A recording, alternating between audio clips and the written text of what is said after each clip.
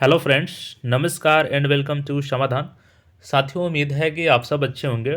और जैसा कि साथियों, बीपीएससी 68वीं का पीटी जो है 12 फरवरी को डेट फाइनल है। तो उम्मीद है कि आप सब अपने तैयारी को अंतिम मोड पे लेके चले गए होंगे। आपकी तैयारी बेहतरीन होगी। और 68वीं बीपीएससी जो होने वाला है साथियों, तो आप सबको पता है कि लगातार बीपीएससी में नए नए बदलाव किए जा रहे हैं।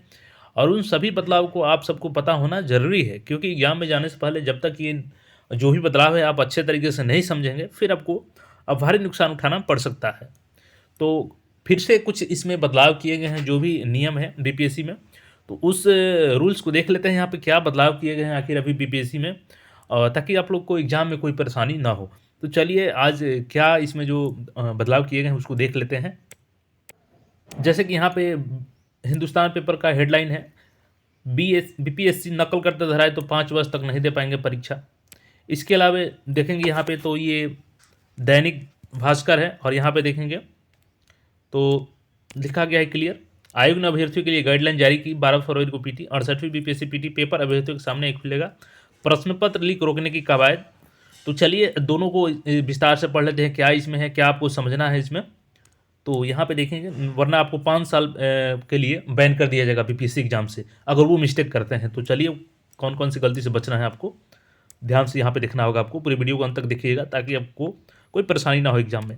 तो देखिए साथियों, यहाँ पे हम लोग देख लेते हैं, ओएमआर सीट से छेड़छाड़ हुई तो नहीं होगा मूल्यांकन।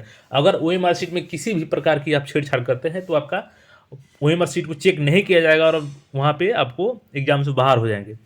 बीपीएससी 68वीं संयुक्त प्रतियोगिता परीक्षा में शामिल होने वाले अभ्यर्थियों के लिए मंगलवार को गाइडलाइन जारी की गई। आयोग के सचिव व परीक्षा नियंत्रक रवि भूषण ने बताया कि परीक्षा केंद्र प्रवेश के लिए अभ्यर्थियों को रजिस्ट्रेशन में दर्ज आईडी दिखाना होगा। देखिए, अब पहले के जैसा नहीं है साथियों कि आप डाल दिया आधार कार्ड और पैन कार्ड लेके चले गए, नहीं, ऐसा नहीं होगा। आप जो भी आइडेंटिटी कार्ड डाले हैं उस फॉर्म में, चाहे वो आप आधार कार्ड डाले हों, पैन कार्ड डाले हों, वोटर लिस्ट डाले हों, जो भी डाले हैं वही आपको लेके जाना है, तभी आपको एंट्री मिलेगी, वरना आपको वहाँ पे एग्जामिनेशन सेंटर में एंट्री नहीं मिलेगी। तो ये बात तो आपको ध्यान रखना है। दूसरी बात, 11 बजे के बाद परीक्षा केंद्र में एंट्री नहीं होगी। पूरी तरह सील प्रश्न पत्र अभ्यर्थियों के सामने परीक्षा हॉल में ही खुलेगा। परीक्षा समाप्त होते ही ओएमआर सीट भी अभ्यर्थियों के सामने ही सील की जाएगी। ओएमआर सीट सील होने के बाद ही अभ्यर्थियों को हॉल से निकलने की अनुमति होगी। और यहाँ पे देखेंगे तो प्रश्न पत्र परीक्षा में अभ्यर्थियों के सामने 11:50 बजे के बाद खुलेगा। 11:55 बजे वितरण शुरू होगा और दोपहर 12 बजे परीक्षा की घंटी बजेगी। 12 फरवरी को 38 जिलों के 805 परीक्षा केंद्रों में 12 से 2 बजे के बीच में परीक्षा होनी है। और यहाँ पर देख सकते हैं सचिव ने बताया कि ओएमआर सीट से किसी भी तरह की छेड़छाड़ पर मूल्यांकन नहीं किया जाएगा। व्हाइटनर व स्केच करने पर ओएमआर सीट रद्द कर दी जाएगी। तो आपको इन सब चीज़ों को ध्यान रखना है।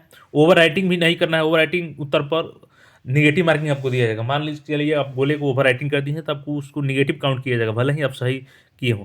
कदाचार, इलेक्ट्रॉनिक गजट व प्रश्न पत्र को वायरल करने पकड़े गए तो 5 साल तक किसी भी केंद्र में राज्य आयोग की परीक्षा में शामिल नहीं हो सकेंगे। अफवाह फैलाने वालों को 3 साल तथा परीक्षा से वंचित की जाएगी। बीपीएससी यूपीएससी सहित सभी आयोग की चिन्हित अभ्यर्थियों को संबंधित छात्रों की जानकारी माध्यम से उपलब्ध कराई जाएगी।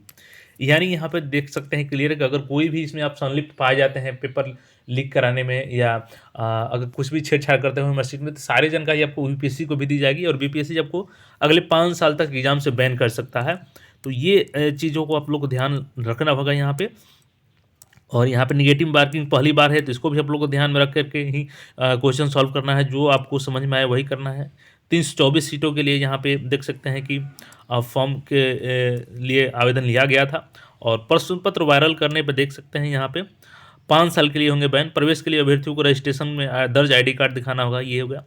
तो ये 4 जो इंपॉर्टेंट चीज़ है इसको देख लीजिए कि प्रश्न जो आप आवेदन में रजिस्ट्रेशन आईडी भरे हैं वही लेके जाना होगा।